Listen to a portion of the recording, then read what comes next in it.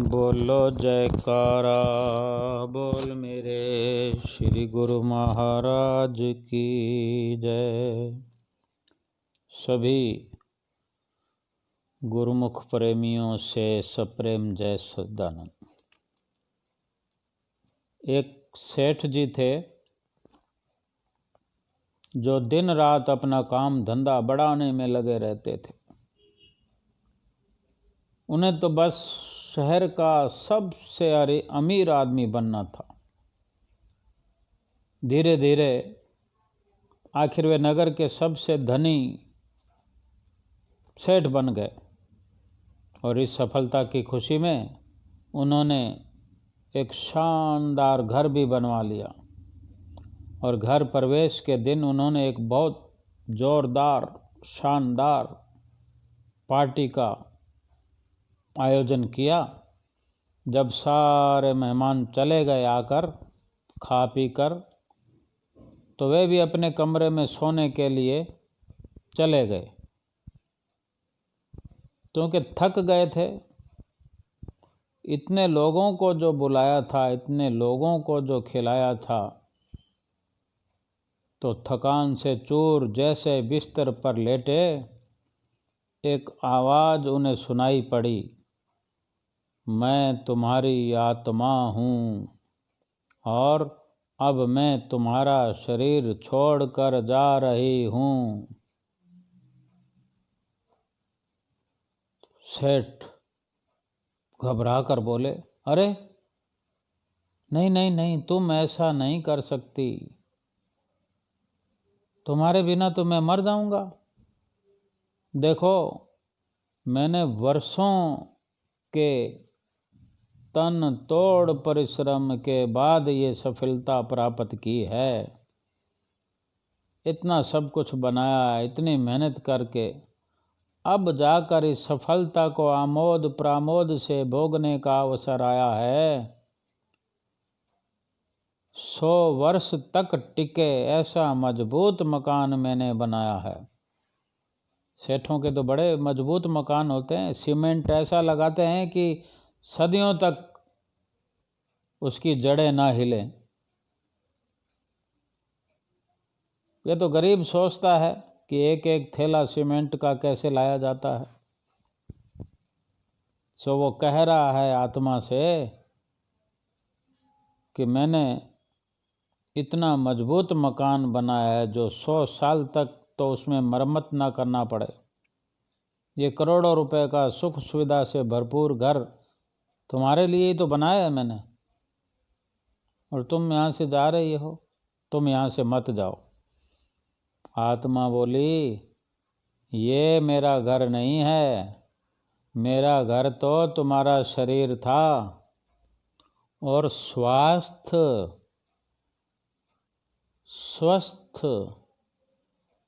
शरीर की स्वास्थ्यता, तंदुरुस्ती ही उसकी मजबूती थी।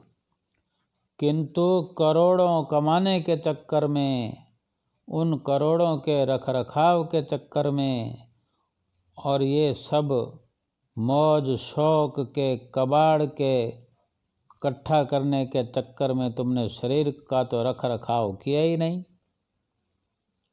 जो शरीर, जो मजबूत शरीर, जो मुझे जो मकान चाहिए था, शरीर रूपी मकान, उसकी जो मजबूती मुझे चाहिए थी, वो तो तुमने करी नहीं।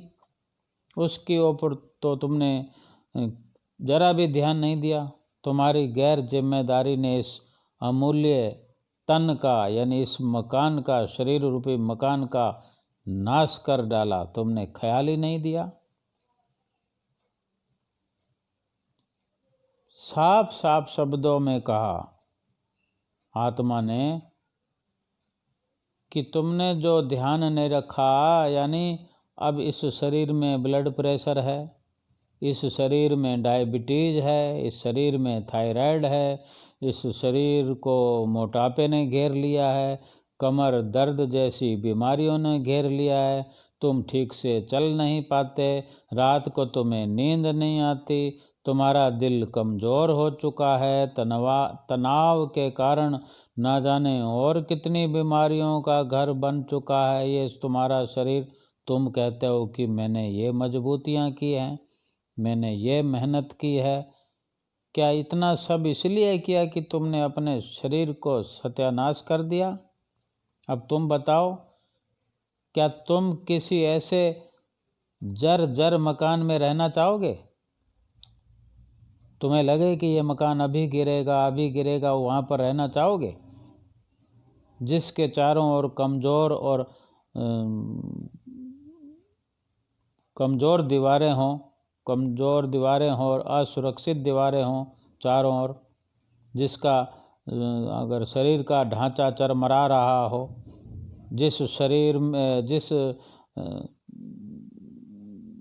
जिस मकान में फर्नीचर को दीमक खा रही हो, प्लास्टर और रंग रोगन उड़ चुका हो, ढंग से सफाई तक ना होती हो, यहाँ वहाँ गंदगी पड़ी रहती हो, जिसकी छत टपकती हो, जिसके खिड़की दरवाजे टूटे हों, वहाँ समय बेसमय हवा आती हो ठंडी सर्दियों में, क्या ऐसे मकान में तुम रहना चाहोगे?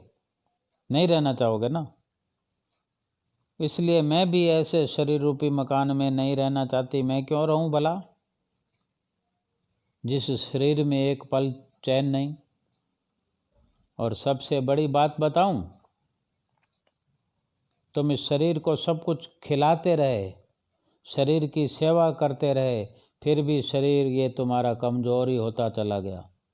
कभी तुमने ध्यान किया कि शरीर में जो जीवात्मा रहती है उसको भी कोई खुराक की ज़रूरत होती होगी? कभी उसका ख्याल किया? कभी राम नाम की खुराक इस जीवात्मा को तुमने दी?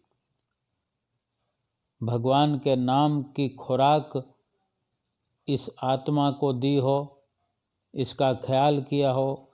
कोई संतों महापुरुषों के दर्शन करके इसको खुशहाल बनाने की कोशिश की हो? संतों महापुरुषों की कोई सेवा करके कोई इस तरह का उसको लाभ पहुंचाया हो? संतों महापुरुषों के किसी लंगर भंडारे में सेवा की हो? संतों महापुरुषों के पीछे तुम थोड़ा बहुत शरीर को थकाया हो, अपने तन को तोड़ा हो, जो तुम कहते हो तन तोड़ मेहनत करके मैंने ये मकान बनाया है। थोड़ा आत्मा के लिए भी तन तोड़ कोशिश की हो? क्या ऐसा किया? नहीं किया ना।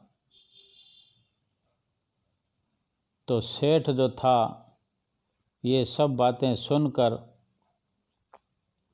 पश्चाताप से भरा हुआ भय से कांपने लगा। अब तो आत्मा को रोकने का ना उसमें सामर्थ्य है, ना ही साहस सेठ में बचा था। अब तो वो भी कहना मुंह से नहीं निकल रहा था, क्योंकि उसको विश्वास हो चला था कि मैंने इतनी गलतियां की है जिसका पश्चाताप भी नहीं कर सकता। और एक गहरी सांस छोड़ते हुए आत्मा सेठ जी के शरीर से निकल पड़ी और सेठ का पार्थिव बंगला, ये शरीर रूपी बंगला पड़ा है नीचे। चित्त हो गए सेठ जी। गुरुमुखो, ये कहानी, ये दृष्टांत कहानी आज अधिकांश लोगों की हकीकत है। सफलता अवश्य हासिल कीजिए, सफलता हमें प्राप्त करनी चाहिए,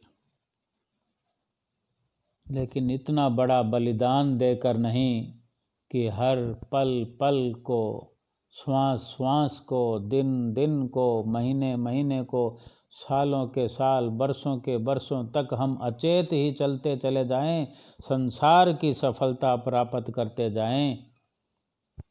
शरीर को केवल इसलिए संभाल के रखना अच्छी तरह से ज़रूरी होता है कि भगवान का नाम लेने के लिए ये शरीर मिला हुआ है।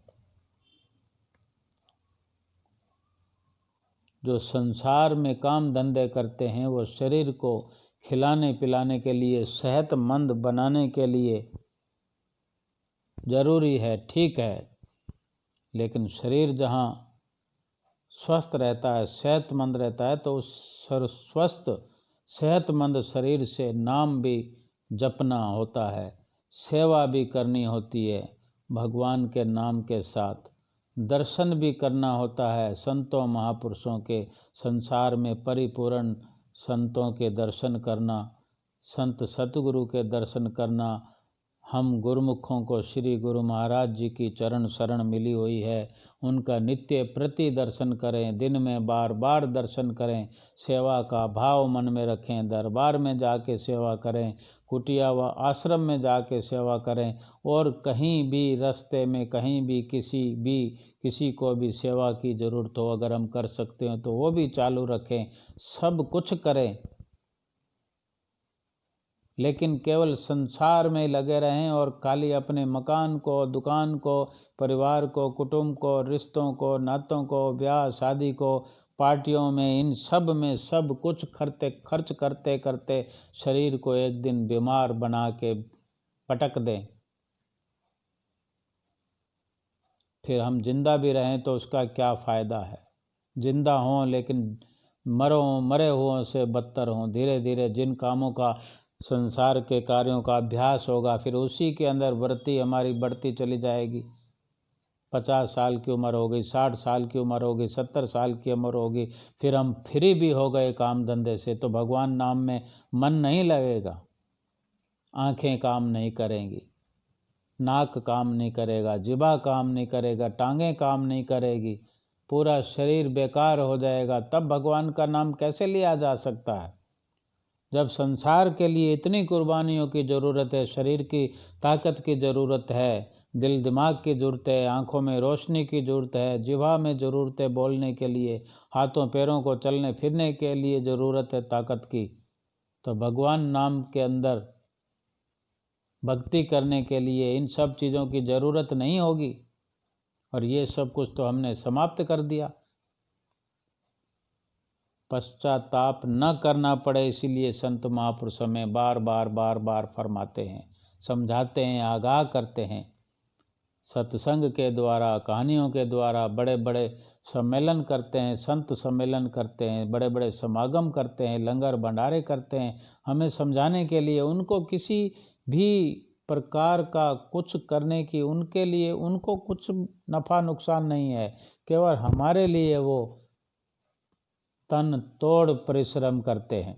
हम अपने लिए करते हैं और संत सब के लिए करते हैं। हम अपने लिए करके भी हार जाते हैं, और संत महापुरुष तो हमारे लिए रात और दिन लगे रहते हैं कि हमें समझ आ जाए सच्चाई क्या है, हमारे मनुष्य जीवन का मकसद क्या है। हम अपने मकसद को, अपने लक्ष्य को पूर्ण करते हुए, भक्ति और नाम की कमाई करते हुए संसार से उज्जवल मुख होकर दरगाह में जाएं, हमारा मुख उज्जवल हो, आगे जाकर हमारी जीवात्मा 84 लाख योनियों में न भटकते हुए मालिक के धाम में जाकर ये आत्मा परमात्मा से एकाकार हो, हमेशा हमेशा के लिए सुखी हो जाए। बोलो जयकारा बोल मेरे श्री गुरु महाराज की जय।